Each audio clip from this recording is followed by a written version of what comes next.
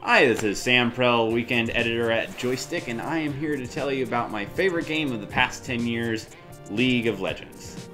Now, I jokingly refer to myself as Joystiq's MOBA guy pretty often, but there is a reason that I love the genre, and that reason is League of Legends. The funny thing is that whenever I heard about the game from an outsider's perspective, I always told myself that it wasn't my thing. I'm not a very competitive person, nor did I ever find my interactions with strangers on the internet particularly enjoyable. Plus, I flat out suck at RTS games, which is the genre that League traces its pedigree to.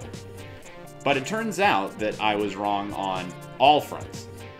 League brings out my competitive side.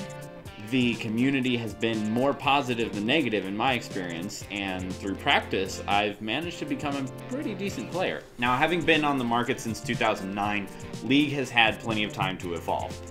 Thankfully, developer Riot Games hasn't squandered the opportunity and continues to roll out new content and challenges that shift the flow of play, or maybe just improve already existing content.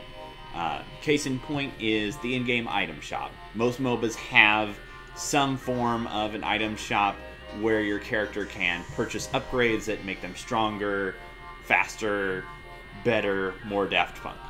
Unfortunately, most shops are a bit of an indecipherable mess.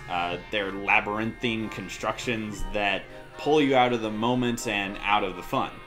League's shop is easy to navigate, features sorting functions and a search bar, and even recommended item sets for your particular champion. Advanced players can also create their own custom sets if they find a build that works better for them. Now, it is true that if you want to be a top-tier League player, you have to play and pay attention to the metagame. In layman's terms, this means doing homework. You need to know why certain champions fare better against certain other champions, why item sets do what they do, and there's a lot of stuff that League unfortunately doesn't teach you in-game about that, because it's all the metagame. It exists outside of the game. Honestly, I don't mind that very much. The metagame is always in flux, and it's malleable. Just because the game suggests strengthening one character's ability power doesn't mean that they can't work instead with a beefed up attack damage stat. Plus, I find it interesting to see the community develop, test, and create these theoretical builds. They dissect the game thoroughly.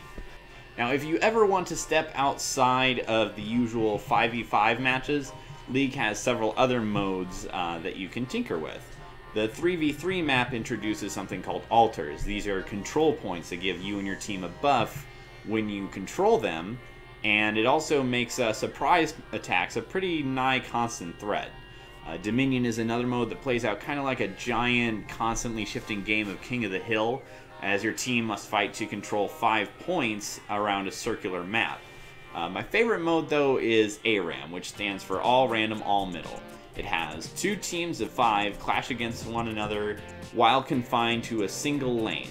So you and your team's randomly selected champions fight atop this crumbling bridge, and the skirmishes that occur when 10 people are all using their champions at once, they get my heart pumping and my hands shaking from the excitement. It's super fun.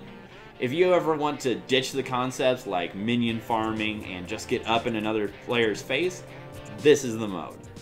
Of course, it would be impossible, or at least irresponsible, to talk about League without acknowledging all the work Riot has done to further esports. Casters and hosts for League tournaments make watching other players fun, and Riot's own esports website is meticulously constructed, full of match details, player profiles, analysis, opinion, even a fantasy draft. I remember discussing with fellow game journalists why I thought esports would never be a quote-unquote thing. I didn't think the audience was there, I didn't think major sponsors, or at least sponsors outside of the tech world, would ever be interested. I thought these things, and then I watched the 2012 League World Championship, and again, I was proven wrong. More than 8 million people tuned in for the broadcast with more than 1 million concurrent views. Last year, those numbers skyrocketed to 32 million and 8.5 million respectively. Coca-Cola and American Express have thrown their support behind League, lending some mainstream credibility.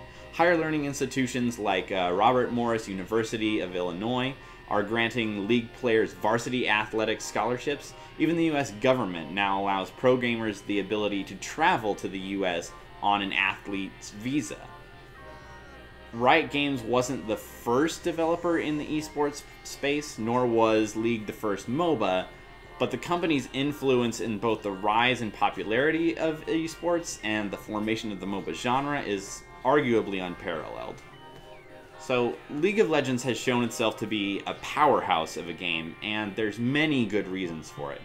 Talking with Riot employees and fans alike, the enthusiasm is palpable. There's energy and there's soul behind this game, and it is unquestionably my top game from the past 10 years.